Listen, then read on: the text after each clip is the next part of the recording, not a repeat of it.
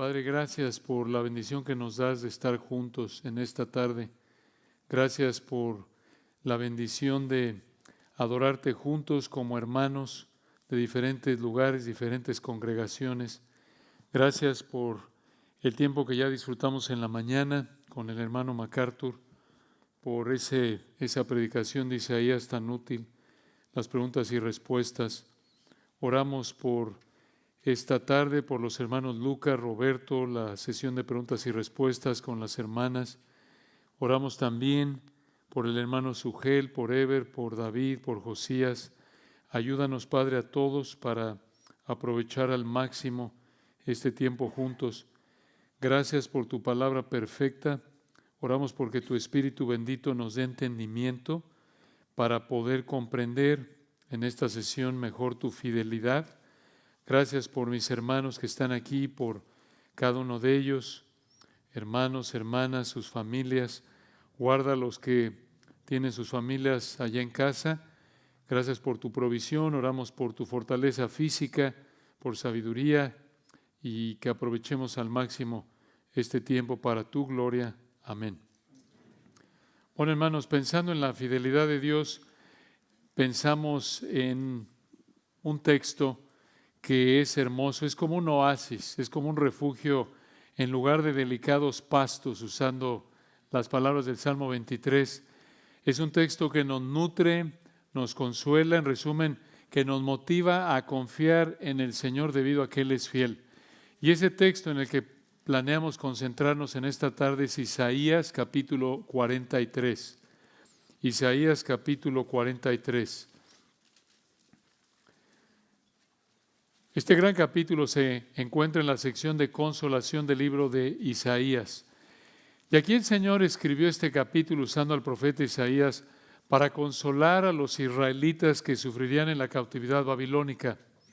Y lo hizo al presentar algunas de las perfecciones inigualables de Dios, en particular la fidelidad de Dios. Y de la misma manera para ti como cristiano, este capítulo te consuela porque te motiva a centrarte, a concentrarte, a recordar la fidelidad inquebrantable del Señor. Es un capítulo conocido seguramente por muchos de ustedes, particularmente los primeros versículos, pero para facilitar nuestro estudio de este texto, lo vamos a dividir en 4 partes. Y vamos a ver aquí 4 muestras de la fidelidad de Dios hacia Israel que te motivan a confiar en Él. 4 muestras de la fidelidad de Dios hacia Israel que te motivan a confiar en Él. Veamos la primera, ahí en los versículos 1 al 7. Ahí vemos cómo Dios salvará a Israel, después cómo Dios testificará a Israel, Dios transformará a Israel y en cuarto lugar, Dios juzgará a Israel. Salvará, testificará, transformará y juzgará. Vean la primera, cómo Dios salvará a Israel. Vean cómo Dios salvará a Israel ahí en Isaías 43:1. Recuerden, esto tiene la intención, no lo olvidemos, como todo texto de la palabra de Dios, para entenderlo correctamente, debemos entender por qué el Espíritu Santo escribió el texto. Aquí específicamente quiso consolar a israelitas que estarían sufriendo bajo la cautividad babilónica. Habló de eso en la mañana el hermano MacArthur, ¿se acuerdan? De la cautividad babilónica.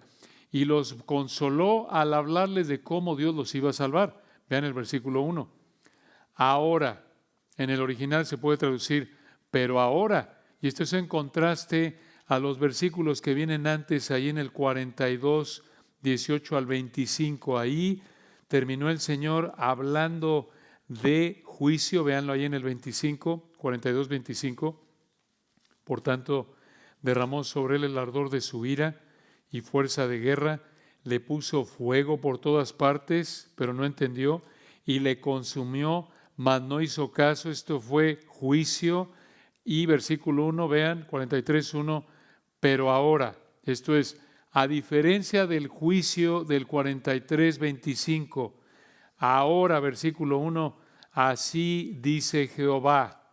Muy importante esa frase.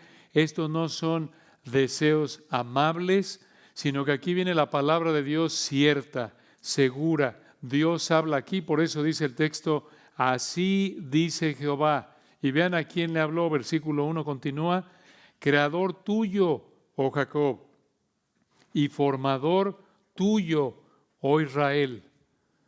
¿Quién es? Muy simple, la nación de Israel. Observen aquí en el 43.1 la palabra creador, creador tuyo. Esa palabra creador traduce una palabra hebrea que se usa para referirse a que Dios creó el universo. Por ejemplo, ahí en Isaías 40, 26 y 28. En otras palabras, así como Dios creó el universo de la nada por su palabra, así también creó a la nación de Israel. Y la idea aquí es que el Espíritu Santo está expresando esto. Así como la existencia del universo refleja el poder ilimitado de Dios, así también la existencia de la nación de Israel refleja el poder ilimitado de Dios. Esa es la idea aquí. La idea que podemos concluir a partir de cómo se usa esa palabra, ya dijimos allá atrás en Isaías 40, 26 y 28 y otros lugares. Entonces, lo que dice aquí el versículo 1 es esto. Dios creó a la nación de Israel al establecer su pacto con Abraham, allá atrás en Génesis, al darle a Isaac y de ahí a Jacob, recuerdan a sus hijos, sus descendientes en Egipto, y después sacarlos de Egipto, estableció el pacto mediante Moisés, el pacto mosaico, o el pacto que llamamos también la ley, el antiguo pacto. Pero de nuevo, ver la nación de Israel nos debe recordar el poder de Dios, incluso en la actualidad. Hay muchas naciones que existieron en la época de Israel que ya no existen. Sin embargo, Israel todavía existe. ¿Por qué? Por el poder de Dios, no por su inteligencia. Es una muestra del poder de Dios. Y observen aquí, versículo 1, lo que Dios le dijo a la nación de Israel. No temas porque yo te redimí. ¿Cuándo? Cuando lo sacó de la esclavitud en Egipto. A eso se refiere. Éxodo capítulo 7 al 12. Versículo 1 continúa. Te puse nombre.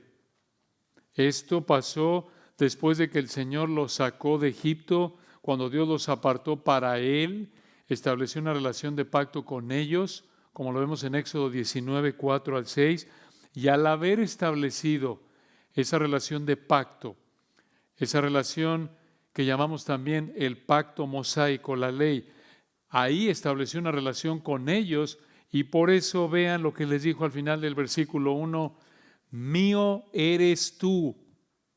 Está hablando en singular, porque está hablándole a la nación como si fueran una persona. Pero recuerden el versículo 1, está hablándole a Jacob, está hablándole a Israel, está hablándole a la nación de Israel. Aquí Jacob obviamente ya murió, ya estaba con el Señor hacía muchos siglos, murió allá atrás en Génesis, ¿recuerdan? Estos son los descendientes de Jacob, la nación.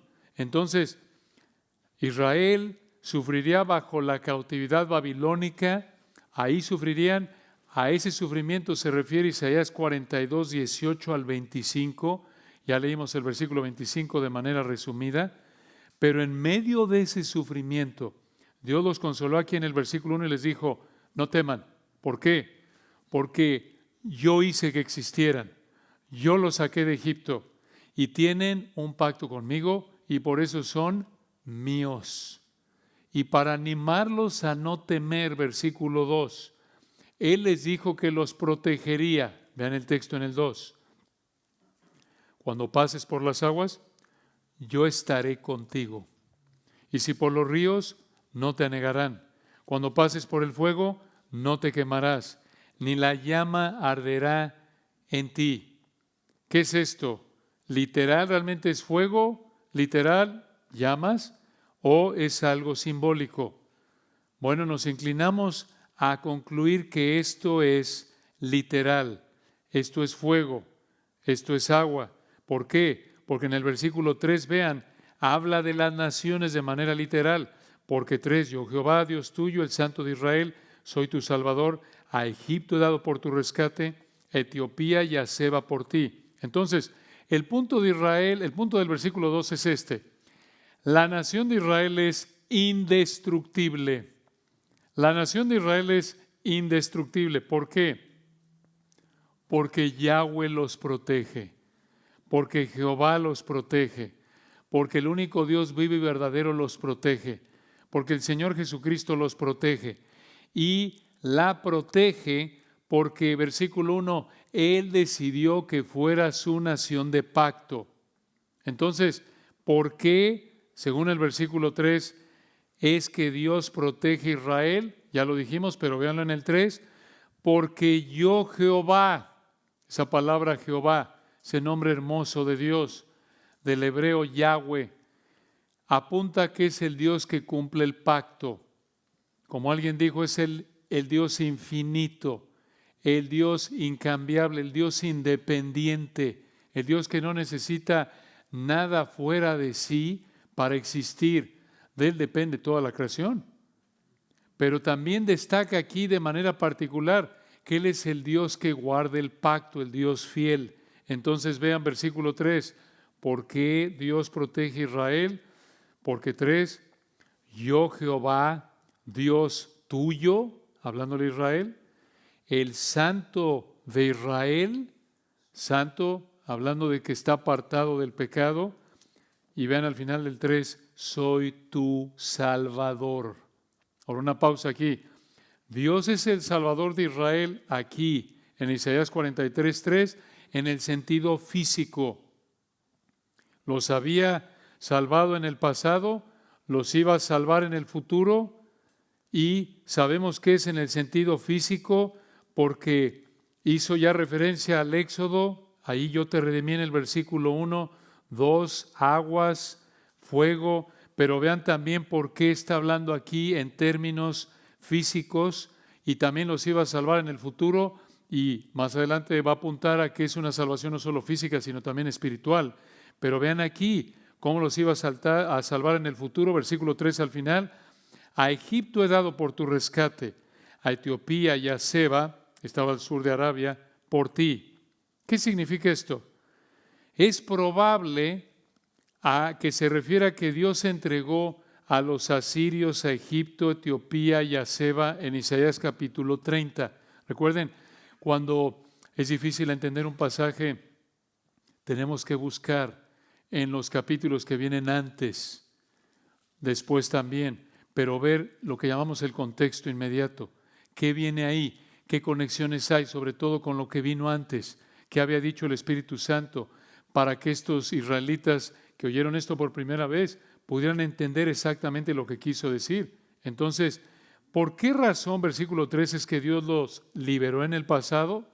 Versículo 4 nos dice, porque a mis ojos, el Señor le dijo a Israel, fuiste de gran estima. Se puede traducir de valor, preciado. Fuiste honorable y yo te amé. Daré, pues, hombres por ti y naciones por tu vida.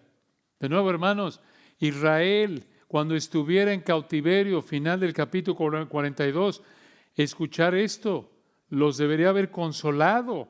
Que Dios les dijera, versículo 4, fuiste de gran estima, fuiste honorable, yo te amé.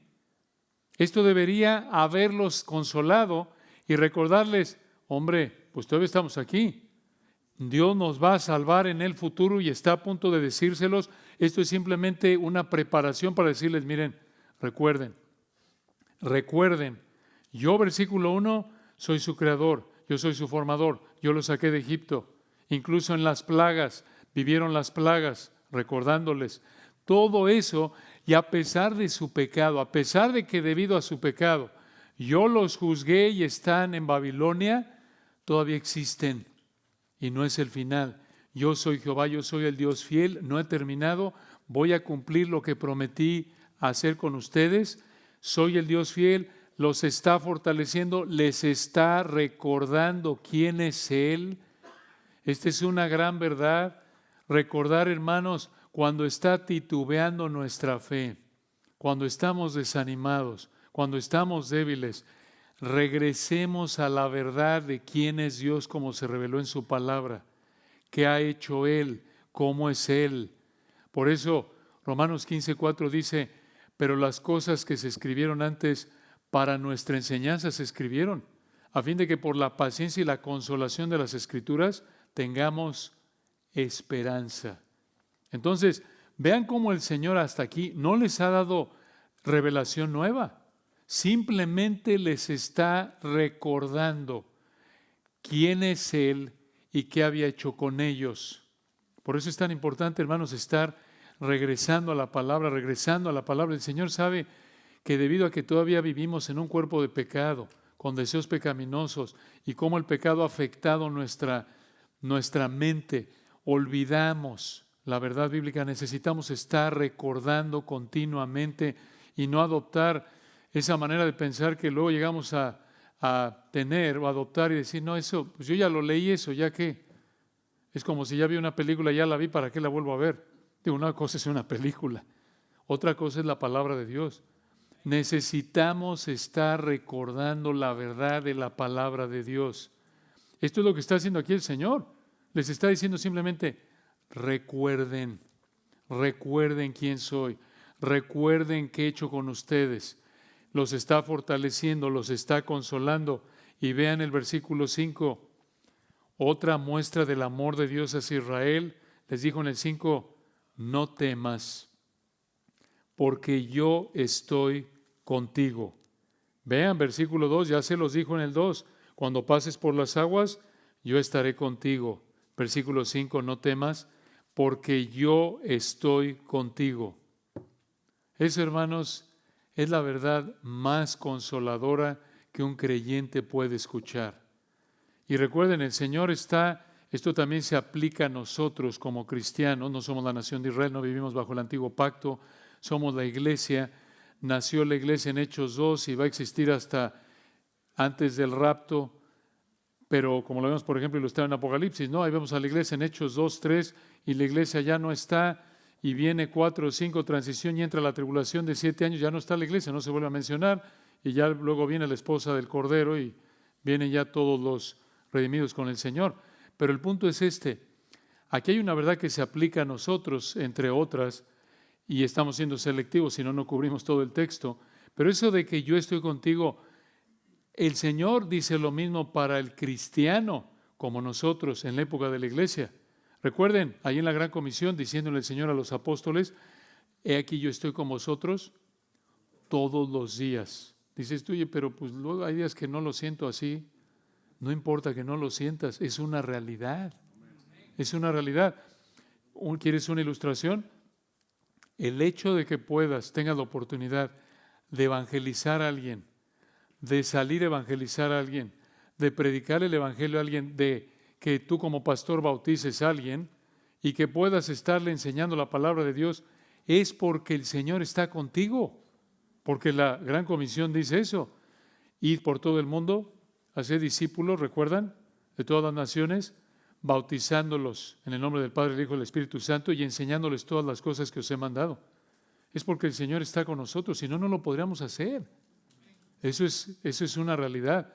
Hebreos 13 igual, cuando nos dice, sean vuestras costumbres sin avaricia, contentos con lo que tenéis ahora, porque yo os he dicho, no os desampararé, no os dejaré. Entonces, el hecho de que estés vivo es porque el Señor está contigo.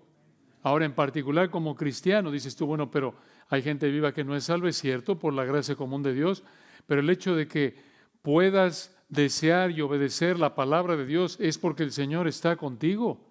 El Espíritu Santo está en ti, claro, y Él te protege, te bendice conforme a su plan soberano para que hagas lo que Él ha planeado que hagas. Ahora, en el caso de Israel, vean los versículos 5, no temas, porque yo estoy contigo.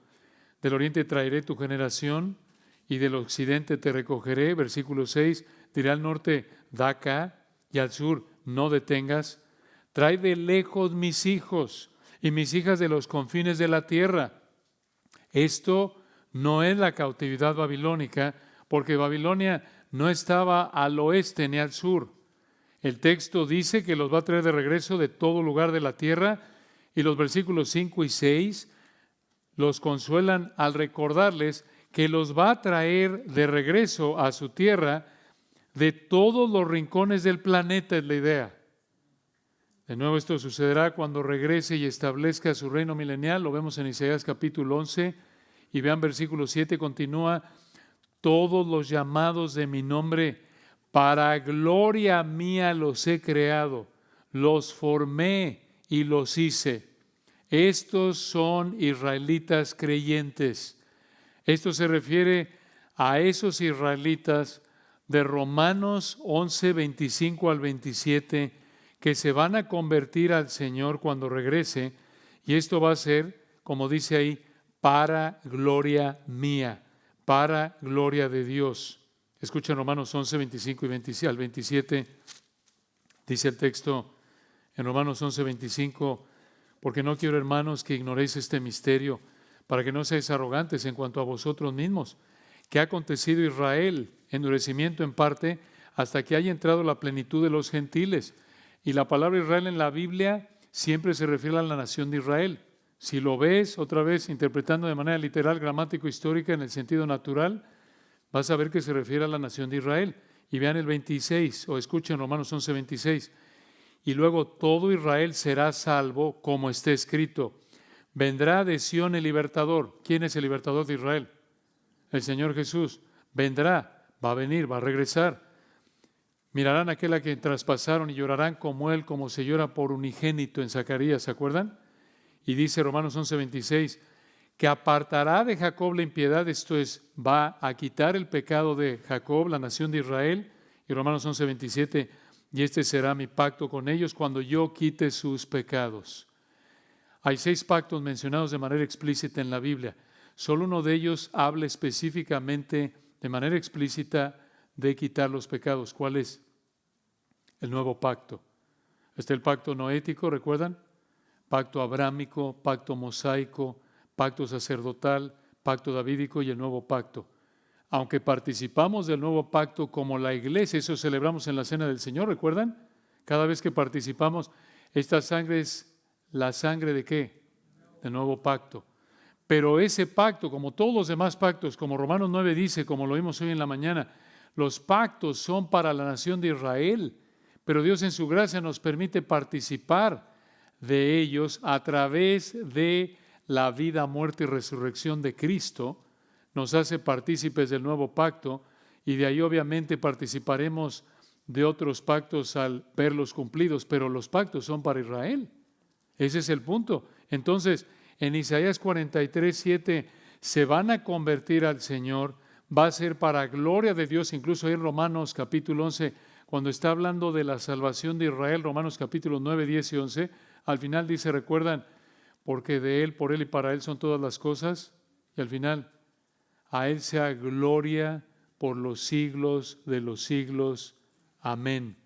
Entonces, es para la gloria de Dios que Dios va a salvar a Israel, pero también esto nos recuerda que Dios creó todo para su gloria, Colosenses 1:16, salva a sus escogidos para su gloria, Efesios 1:6, como nos ha salvado a los que somos salvos. Y entonces, aquí tienen versículos 1 al 7, la primera de 4 muestras de la fidelidad de Dios hacia Israel que te motivan a confiar en Él. 1, Dios salvará a Israel. 2, vean, Dios testificará a Israel. Dios testificará a Israel. Versículos 8 al 15, vean esto. Dice el 8, sacad al pueblo ciego que tiene ojos y a los sordos que tienen oídos. ¿De quién está hablando? Está hablando de Israel en la época de Isaías. Está hablando de la nación de Israel en la época de Isaías. ¿Cómo lo sabemos? Por el 42:19. Ahí lo pueden tener en mente o apuntar. 42:19. Era un pueblo espiritualmente ciego, espiritualmente sordo. Lo vimos hoy en la mañana, ¿recuerdan? En Isaías 6:10, cuando el Señor llamó a Isaías a predicar. Ve y predícale, engruesa sus oídos, ciega sus ojos, para que oigan y no oigan. ¿Se acuerdan? Espiritualmente ciegos. Era espiritualmente ciegos. Y en el versículo 8, Dios llamó a la nación desobediente de Israel para que diera un testimonio. Y ahora en el 9, vean para qué. Dios llamó a las naciones en el 9. Congréguense aún a las naciones y júntense todos los pueblos, ¿Quién de ellos, vean esa palabra ellos, aquí aparentemente se refiere a los dioses falsos que adoraban las naciones como en el 41:21 en adelante? Entonces Dios preguntó, ¿quién de esos dioses falsos, versículo 9, hay que nos dé nuevas de esto y que nos haga oír las cosas primeras? Presenten sus testigos y justifíquense. Oigan y digan verdades. ¿Cómo sabemos que esto es Dios, por así decirlo, retando a los dioses falsos? Porque es la misma pregunta que hizo en el capítulo 41. Lo pueden ver ustedes después. Y la pregunta aquí en el 9 es esta. A ver, ustedes, naciones paganas, gentiles, ¿hay algún Dios de los que tienen ustedes que puede predecir lo que va a pasar y que la predicción sea verdadera? No predicción de galleta de restaurante chino, ya saben, ¿no? Que uno tiene la galletita y sale, hoy va a pasar algo. ¡Ah, qué profundo! Muy exacto. Cualquier cosa puede entrar ahí en esa profecía, ¿no? No, esta es una profecía específica. Y el punto es este.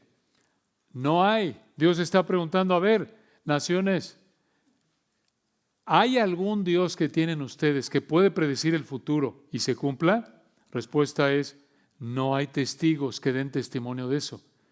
No hay testigos que den testimonio de que hay dioses que verdaderamente predigan lo que sucederá en el futuro. ¿Por qué hizo esto Dios?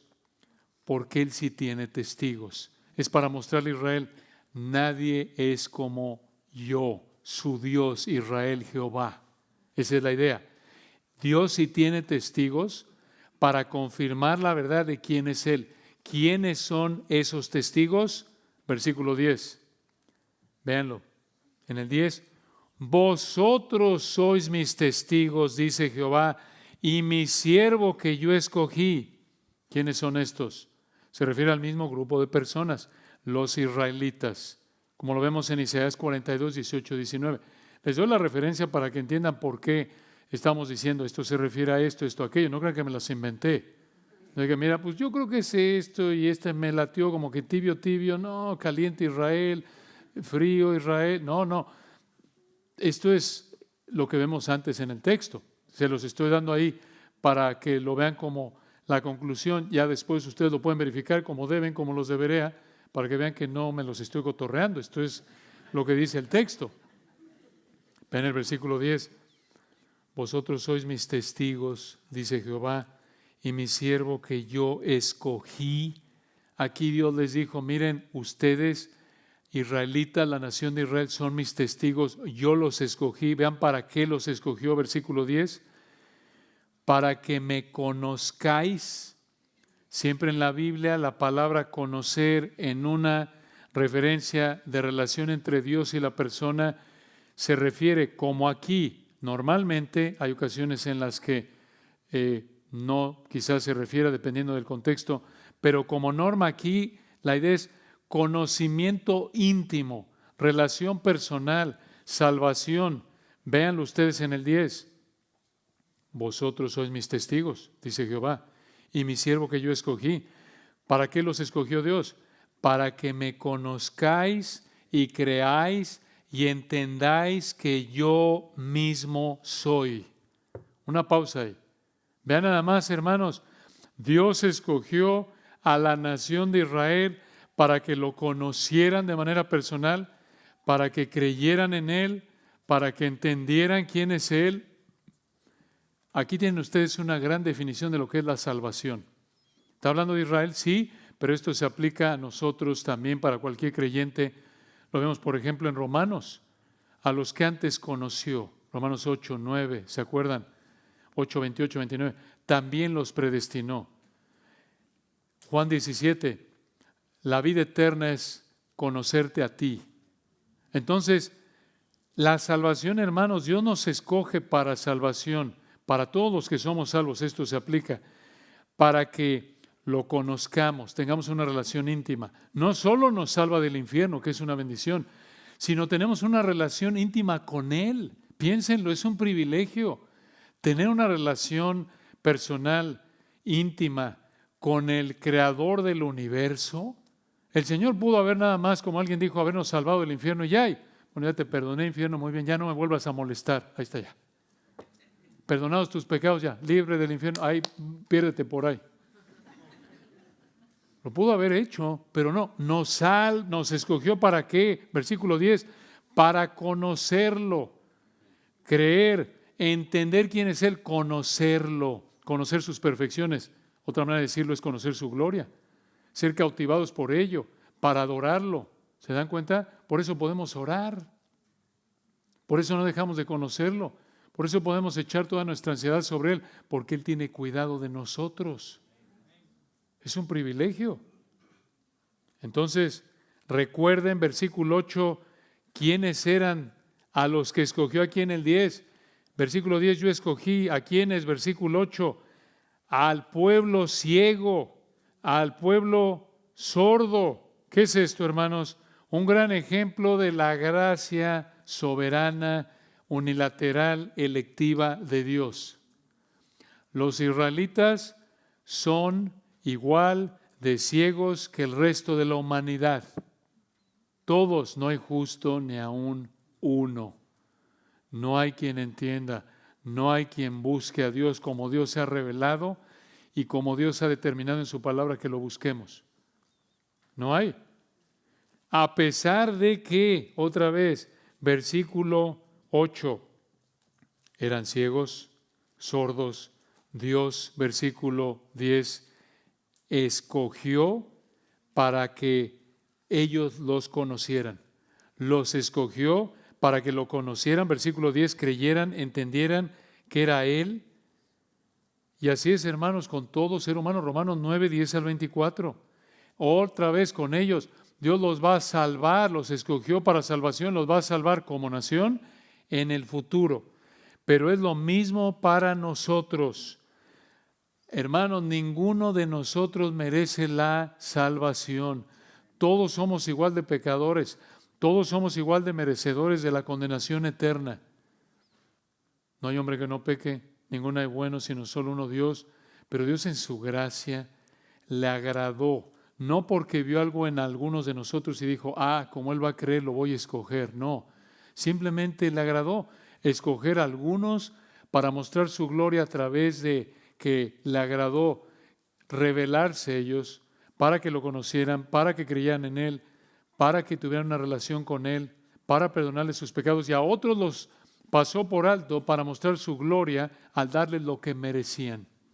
No hay injusticia, recuerden, si alguien no se salva es porque desde el punto de vista de responsabilidad humana amó más las tinieblas que la luz. Juan 3, 19 y 20. Ahora ven el versículo 10, Dios sigue hablando y les dice, escuchen esto, hermanos, antes de mí no fue formado Dios, ni lo será después de mí. Esta es una gran afirmación. ¿Qué significa esto? Que Dios, el Dios de Israel, Jehová, es el único Dios real, eterno. Y recuerden lo que acaba de decirles, versículos 8 y 9, y que los dioses falsos no existían antes de Él ni existirán después de que el Señor acabe de juzgar a los demonios y a los seres humanos impíos. Ahora vean esto, versículo 10. Debido a que no existe otro Dios más que el Dios de Israel, Jehová. Lo acaba de decir en el 10. Antes de mí no fue formado Dios, ni lo será después de mí. Debido a que no existe más que el Dios de Israel, no existe otro Dios salvador. No existe otro salvador más que el Dios de Israel. Vean la lógica. Debido a que no existe otro Dios más que el Dios de Israel, Jehová, Señor Jesucristo, no existe otro Salvador más que el Dios de Israel. ¿Dónde dice eso? Versículo 11. Vean el texto seguido desde el 10. Regresen al 10 otra vez. Antes de mí no fue formado Dios, ni lo será después de mí. Yo, 11, yo Jehová, y fuera de mí no hay quien salve. Vean qué verdad. Y vean ustedes cómo desde el Antiguo Testamento, toda la historia, Dios presenta la exclusividad de la realidad de que Él es Dios y no hay otro Salvador. No hay salvación fuera del Dios verdadero. No hay salvación fuera del Dios eterno. No hay salvación fuera del Dios fiel que guarda el pacto. Esa es la idea aquí. Y en el caso de ellos, ni los dioses falsos de Egipto, ni los dioses falsos de Asiria los podían salvar. Solo Dios podía salvar a Israel de los dioses falsos y de los ejércitos de Babilonia. Solo Dios los podía salvar temporalmente de sus enemigos y en el futuro de su pecado. Y vean ustedes, es la misma idea en el Nuevo Testamento. En ningún otro hay salvación, pues no hay otro nombre bajo el cielo dado a los hombres en que podamos ser salvos. ¿Se dan cuenta? Que por cierto, aquí tienen ustedes una de esas muestras hermosas en donde Jesucristo es Dios. Porque en el 11, si dice 43:11, dice, yo Jehová y fuera de mí no hay quien salve. Y luego vas al Nuevo Testamento y dice Hechos 4:12, no hay otro nombre bajo el cielo dado a los hombres en que podamos ser salvos. Solo Jehová salva, solo Jehová encarnado salva, solo el Señor Jesucristo, no hay otro. Hay un solo Dios y un solo mediador entre Dios y los hombres, Jesucristo hombre. Ahora escuchen, desde aquí el Señor ya le estaba mostrando a Israel que esta salvación exclusiva del 11 de yo Jehová y fuera de mí no hay quien salve, desde esta época ya les estaba diciendo, y voy a salvarlo, solo yo salvo y salvo a través de mi siervo. ¿Quién es mi siervo? Isaías 53. Isaías 53, ¿recuerdan? Hablando ahí del Señor Jesucristo. Ahí les reveló cómo solo los iba a salvar Él y lo iba a hacer a través de Isaías 53:3, despreciado y desechado entre los hombres, varón de dolores, experimentado en quebranto. Versículo 5, mas el herido fue por nuestras rebeliones. Esto está hablando de Israel primordialmente. Esta es una confesión que van a hacer los israelitas cuando el Señor regrese y ellos se arrepientan. Ellos van a decir, Isaías 53:6, todos nosotros nos descarriamos como ovejas, cada cual se apartó por su camino, mas Jehová cargó en él el pecado de todos nosotros. ¿Nosotros quiénes? ¿Quién está escribiendo ahí? Isaías. Israelitas, aunque se aplica a nosotros, también por la gracia de Dios todo creyente a lo largo de la historia. Pero, de nuevo, aunque nunca hizo maldad ni hubo engaño en su boca, con todo Jehová quiso quebrantarlo, sujetándole a padecimiento. Isaías 53:10, cuando haya puesto su vida en expiación por el pecado, verá el linaje. Vean nada más, desde allá Dios estaba revelándole a Israel, miren, solo, versículo 11, yo los puedo salvar y los voy a salvar solo a través de uno, el siervo sufriente. Y esta es, hermanos, una aplicación aquí para nosotros al margen. Por eso oramos, por eso predicamos el Evangelio, ¿no es cierto? Si no, diríamos, bueno, pues todo el mundo se va a salvar. ¿Para qué oramos? ¿Para qué evangelizamos? No, hay un solo Dios y un solo mediador entre Dios y los hombres. Por eso oramos, por eso evangelizamos. Y de nuevo, no es porque viene alguien del mundo y nos dice, oye, qué arrogante, ustedes dicen que son los únicos que tienen la verdad, la salvación y qué arrogantes. Hermanos, nosotros no inventamos esto, es lo que dice la Biblia. Si alguien te acusa de, oye, qué exclusivista, que solo tú estás bien y los demás no. No lo inventamos nosotros, es lo que dice la Biblia, lo estamos viendo. Y ayuda también ver lo que lo dice en todos lados. También para aquellos que de manera equivocada dicen, oye, pero eso solo lo dice acá. Pero antes no era así, siempre ha sido así. Aquí lo ven, siempre ha sido así. Versículo 12 continúa, vean, yo anuncié, esto significa que Dios predijo el futuro y además, versículo 12, y salvé. ¿Cuándo es que Dios los salvó? Quizás se refiere al Éxodo, al salvarlos de Egipto, versículo 1, o a que Dios los salvó de Asiria en el capítulo 37, continúa en el 12, e hice oír, probablemente esto se refiere a que Dios les explicó lo que hizo, y en el 12 continúa, y no hubo entre vosotros Dios ajeno, se puede traducir Dios extraño, prohibido. Esto es, ningún Dios falso hizo lo que Dios hizo al salvarlos. Conclusión, versículo 12 al final, vosotros, ustedes Israel, vosotros pues sois mis testigos, dice Jehová, que yo soy Dios. Esa es la idea. Ustedes son testigos de primera mano que yo los libré. Y vean esto, hermanos, es como si el Señor los va llevando aquí en una montaña de consuelo y les va a dar aún más consuelo al revelarles, recordarles quién es Él, para consolarlos, para que confíen en Él, en que no les ha olvidado. Él es fiel. Versículo 13, vean esto. Esta es una clase de teología propia, una clase de quién es Dios. Véanlo ustedes aquí. Versículo 13, Dios sigue hablándoles. Aún antes que hubiera día, yo era. Una pausa ahí. Día. ¿Cuándo fue el primer día? Génesis 1:1, ¿verdad? Sea la luz y fue la luz, fue la tarde y la mañana, el primer día. Dice aquí 43:3, aún antes que hubiera día yo era. ¿Qué quiere decir esto? Que Dios existía antes de la creación, porque Él es el creador. Versículo 13, Dios continúa describiéndose. Y no hay quien de mi mano libre. Lo que hago yo, ¿quién lo estorbará? Se puede traducir, ¿quién lo revertirá o regresará?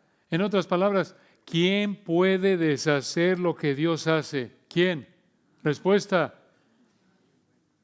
Nadie, porque nadie es el creador. Porque versículo 13, aún antes que hubiera día yo era. Él es el que hace. ¿Alguien puede deshacer lo que el creador hace? No, esto nos consuela, nos fortalece, nos anima. Nadie puede deshacer lo que Dios hace, porque nadie tiene el nivel de poder y autoridad que el que existió antes de que existiera la creación. En otras palabras, nadie tiene el nivel de poder y autoridad que el Creador. Esa es la idea. Recuerden, Juan 1:1-3, en el principio era el Verbo era con Dios, el Verbo era Dios. Este era en el principio con Dios. Este es el que era, Isaías 43:13. Todas las cosas por Él fueron hechas, y sin Él nada de lo que ha sido fue hecho. Y aquel Verbo fue hecho carne. Juan 1:14. Este es el Señor Jesucristo. Aquí tienes al Señor Jesucristo hablando. En el 43:13. Antes que hubiera día, yo era. Esto es hermoso. Igual para nosotros esto nos debe motivar. A ellos los habrá motivado a confiar que a pesar de que estaban bajo la autoridad de la potencia mundial más fuerte de la época babilonia, les recordó, oigan, tranquilos, recuerden quién está de su lado. Recuerden de quién son. Esto nos debe animar. Debemos recordar esto, hermanos. No importa lo que estemos viviendo, el Señor está cumpliendo su plan eterno sin estorbos. Esto nos debe animar. Y vean ustedes, hermanos, aquí el Señor los sigue animando y por así decirlo, decir, ya con esto es suficiente. Ya desde el versículo 1 pudo haber parado. Pero vean, aquí le sigue apilando. Vean ustedes, en el versículo 14, le sigue recordando quién es Él para motivarlos a confiar en su fidelidad. Versículo 14, y por cierto, aquí tienen ustedes aprendiendo del mismo Señor a cómo aconsejar y cómo aconsejarnos. Regresa a la palabra y recuerda quién es Él. Esto es hermoso. ¿Estás desanimado? ¿Quieres animar a alguien que está desanimado? Regresa a la palabra y recuerda quién es Dios. Esto es lo que está haciendo. Vean ustedes. Es simple, ¿no es cierto? ¿Qué es lo que está haciendo? Recordándoles quién es Él. Véanlo. Versículo 13. Aún antes que hubiera día, yo era.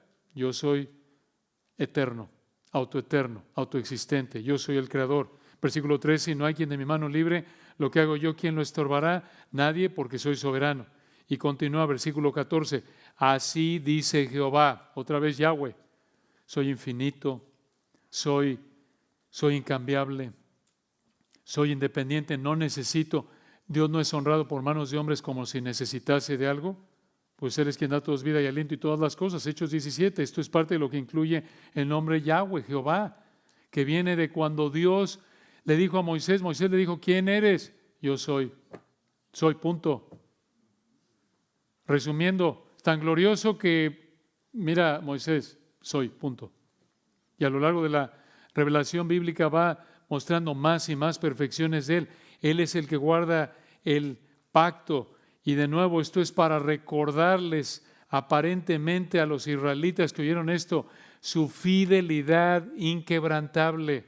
Por eso les dice versículo 14, así dice Jehová. Recuerden, hermanos, Jehová, Yahweh, Él es el que tiene recursos infinitos para que cumpla todo lo que Él ha determinado hacer. Por eso, hermanos, versículo 13 dice, lo que hago yo, ¿quién lo estorbará? Esto nos ayuda a entender por qué, recuerdan, David dijo, Jehová es mi pastor, nada me faltará. Si tan solo recordáramos eso, Él es Jehová. Pero además les dice, vean, les sigue recordando versículo 14, Redentor vuestro. Otra vez, el único que tiene el poder para ellos y para nosotros, para librarnos de cualquier peligro físico y sobre todo, el único que tiene el poder para librarnos, para redimirnos de nuestros pecados mediante la muerte de Cristo. Y sigue, vean versículo 14, el Santo de Israel. Solo les está recordando quién es Él. Él es el Creador, el Soberano, el Dios fiel, el Redentor. Versículo 14, el Santo de Israel. Este nombre hermoso de Dios describe su perfección, su ausencia total de pecado. Dios es perfecto, el Dios de Israel es perfecto y por lo tanto no comete errores jamás, jamás. Quizás alguno de ellos pudo haber pensado, y a lo mejor Dios se le pasó la mano, ¿qué estamos haciendo en Babilonia? Hermanos, no comete errores, esto nos debe animar. Él es santo, inocente, sin mancha, apartado de los pecadores y hecho más sublime que los cielos. Les digo, ya con uno de estos, si nos agarramos uno de estos, ya estamos, ¿no es cierto? Pero vean lo glorioso que es Dios, perfección tras perfección. Y vean ustedes versículo 6, les recuerdo otra vez su soberanía, versículo 14, perdón, dice en el 14, por vosotros envié a Babilonia e hice descender, vean cómo él dice, envié a Babilonia. Esto es, usó a Babilonia como un instrumento de juicio. Dice el 14, por ustedes envié a Babilonia e hice descender como fugitivos a todos ellos, aun a los caldeos, otro nombre para Babilonia, en las naves de que se gloriaban. De nuevo, vean el control de Dios. Les dijo, miren, yo fui el que llevé a Babilonia a ustedes. Versículo 15 les dice, yo Jehová santo vuestro, y aquí viene otra vez, creador de Israel, y escuchen al final del 15, vuestro rey. Qué hermoso, hermoso, hermanos. Si tuviéramos tiempo, podríamos estar aquí un tiempo. Qué terrible es que dudemos de Dios, ¿no es cierto? Esto, por un lado, nos consuela y por otro lado nos confronta, porque con qué facilidad olvidamos esto. Es increíble que olvidemos quién es nuestro Dios y nos desanimemos y dudemos y titubeemos. ¿Cómo no confiar en Él? Y vean ustedes, en tercer lugar, rápidamente, hermanos, versículos 16 al 21, vean cómo Dios no solo salvará y testificará a Israel, sino Dios transformará para Israel. Versículos 16 y 17, aquí vemos lo que Dios hizo en el pasado. Vean de nuevo cómo les recuerdo otra vez, recordando realidades bíblicas, recordando la historia, la realidad que vivieron en el pasado y que Dios registró en su palabra. Versículo 16, así dice Jehová, el que abre camino en el mar y senda en las aguas impetuosas. 17, el que saca carro y caballo, ejército y fuerza, caen juntamente para no levantarse, fenecen, quiere decir son extinguidos, como pábilo, esto es como mecha, quedan apagados. Esto lo hizo en Éxodo 14, ¿recuerdan? Al abrir el mar rojo, ahogar a los egipcios. Versículo 18 continúa. En el 18, no os acordéis de las cosas pasadas, ni traigáis a memoria a las cosas antiguas. ¿En qué sentido? Versículo 19, he aquí que yo hago cosa nueva. Pronto saldrá la luz. ¿No la conoceréis? Otra vez abriré camino en el desierto y ríos en la soledad. En el 20, las fieras del campo me honrarán, los chacales y los pollos del avestruz, porque daré aguas en el desierto, ríos en la soledad, para que beba mi pueblo, mi escogido. Hermanos, esto no es figurado. ¿Qué quiere decir esto? Bueno, ya en el capítulo 35, ya en el capítulo 41, les había dicho que haría esto y lo hará en el reino futuro, en el reino milenial. Apocalipsis 20. Dios va a transformar la tierra durante el reino milenial, va a suavizar los efectos de la salvación, de la maldición, perdón. De nuevo, esto es para animarlos. Y vean en el 21, este pueblo he creado para mí, mis alabanzas publicará. Esto es, Dios creó a Israel para que Israel publicara alabanza a Dios de nuevo. ¿Cuándo? En el milenio. Y hermanos, esto nos motiva. De nuevo, si te preguntas, oye, ¿cómo Dios va a poder transformar la tierra en el milenio? Sí. ¿Quieres una muestra? ¿Qué hizo en el Éxodo? ¿Qué hizo en el Éxodo? Hizo actos sobrenaturales. Y vean ustedes cómo termina aquí, versículos 22 al 28. Ya vimos la primera de 4 muestras de la fidelidad de Dios hacia Israel que te motiva a confiar en Él. 1, Dios salvará a Israel, versículos 1 al 7. 2, testificará a Israel, versículos 8 al 15. 3, Dios transformará para Israel, versículos 16 al 21. Y termina, versículos 22 al 28, Dios juzgará a Israel. Con tanto amor y privilegio que Dios le dio a Israel, ahí en los versículos 1 al 21, ¿cómo respondió Israel? Versículo 22, y no me invocaste a mí, oh Jacob, sino que de mí te cansaste, oh Israel. ¿Qué es esto? ¿Cómo? No buscaron una relación con Dios demostrada en la oración. Estaban cansados de Dios. Esa era la condición de Israel cuando escucharon esto por primera vez. Vean cómo mostraron su cansancio de Dios, versículo 23. No me trajiste a mí los animales de tus holocaustos, ni a mí me honraste con tus sacrificios. No te hice servir, la idea en el hebreo, no te hice servir de manera forzada con ofrenda, ni te hice fatigar con incienso. Hermanos, aquí tiene una gran ilustración de que cuando nuestra relación con el Señor está mal, nos cansa adorar a Dios. Y a todos nos pasa un grado u otro. Si no estamos bien con el Señor, ir al estudio bíblico, hombre, ofrendar, ya estoy hasta acá. Cantar, que canten los de adelante, hombre. Eso muestra que algo anda mal, como Israel. Adorar, ya estoy hasta acá. Versículo 24, vean. No compraste para mí caña aromática por dinero, ni me saciaste con la grosura, esta es la grasa de tus sacrificios.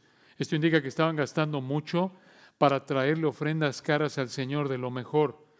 Y vean ustedes cómo el Señor respondió al final del 24. Si no pusiste sobre mí la carga, les dijo el Señor, de tus pecados, me fatigaste con tus maldades. Externamente eran muy religiosos, pero estaban viviendo en pecado, por eso estaban cansados de Dios, no tenían una relación con Dios. Por esta razón, sus sacrificios externos, que deberían haber sido una expresión externa de una relación interna real, no eran más que una muestra de religiosismo, de ritual externo vacío. Y vean aquí cómo Dios les dijo, miren, versículos 23 y 24, ustedes dicen que están cansados. No, el cansado soy yo. El cansado soy yo. Dios les dio oportunidad de mostrar sus sacrificios y en lugar de verlo como un privilegio, lo vieron como un cansancio y ellos, debido a su pecado, se cansaron de su ritual mecánico y Dios estaba cansado de su farsa. Nos pasa igual, hermanos. Cuando hay pecado en nuestra vida, tristemente, ahí seguimos con el ritual externo automático, sirviendo a lo mejor en la iglesia de alguna manera, nos cansa. porque estamos mal con el Señor, pero el cansado es el Señor. Y vean su paciencia, su misericordia. Nos debería disciplinar, merecemos su disciplina. Y vean, versículo 25, vean la gracia de Dios. A pesar de esto, esto apunta al futuro. Versículo 25, vean el énfasis en la gracia, en darles lo que no merecen. 25, el Señor les dice, yo soy el que borro tus rebeliones por amor de mí mismo. Esto es porque lo hago por causa de quién soy yo y no me acordaré de tus pecados. Vean nada más qué descripción de Dios en todo este capítulo. Creador, soberano.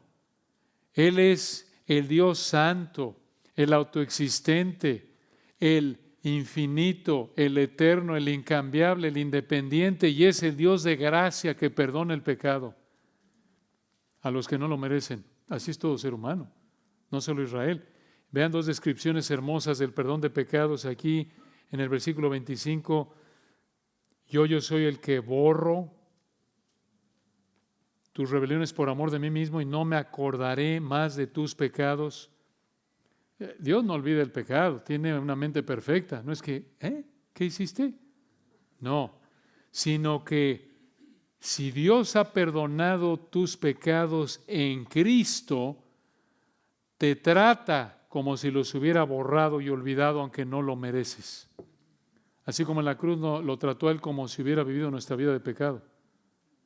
Es Colosenses 1:14. Vean ustedes versículo 26, por eso Dios aquí termina, los llamó a confesar su pecado. Versículo 26, hazme recordar, entremos en juicio juntamente, habla tú para justificarte. Pero tristemente no se arrepintieron y al no arrepentirse actuaron igual que sus ancestros. Versículo 27, tu primer padre pecó, aparentemente refiriéndose a Abraham. Tus enseñadores, refiriéndose probablemente a sacerdotes o profetas, prevaricaron contra mí. Versículo 28, por tanto, debido a que no se arrepintieron, yo profané, la idea es contaminaré los príncipes o líderes, aparentemente los sacerdotes del santuario, esto es del templo, y puse por anatema, esto es destinado a destrucción, a Jacob, y por oprobio, esto es maldición a Israel. Esto es, si no te arrepientes, los voy a juzgar. Por lo que hemos visto aquí en este texto y en el resto de la Escritura, este juicio comenzó con la cautividad babilónica y seguirá hasta que el Señor regrese. Jerusalén será hollada hasta que los tiempos de los gentiles se cumplan, hasta que el Señor regrese y los salve y cumpla todas estas promesas. Este es un gran texto, hermanos, que nos muestra, nos recuerda la fidelidad de Dios de tantas maneras. Y en resumen, un recordatorio. Necesitamos, para fortalecer nuestra fe en el Señor, estar continuamente regresando, repasando, estudiando las verdades, las realidades de quién es Él, de sus perfecciones, para ser fortalecidos, para ser consolados y también para consolar a otros. Oremos. Padre, gracias por tu palabra hermosa. Oramos que estas verdades, Señor, tu Espíritu nos ayude a aplicarlas. Somos tan parecidos a Israel, somos como Israel porque somos seres humanos. En Cristo nos has perdonado, sí, pero ¿cómo luchamos todavía debido a que vivimos en este cuerpo de muerte aún? Ayúdanos, Padre, por tu gracia. Oramos porque si alguien en esta mañana está debilitado, cansado, quizás por ciertos pecados que esté tolerando, te pedimos que tu Espíritu lo lleve a ver que ese cansancio puede ser porque no está dejando el pecado, ese cansancio en la adoración, que vea tu gracia, tu santidad, tu perfección, tu soberanía, tu amor, tu fidelidad. Te alabamos por lo glorioso que eres.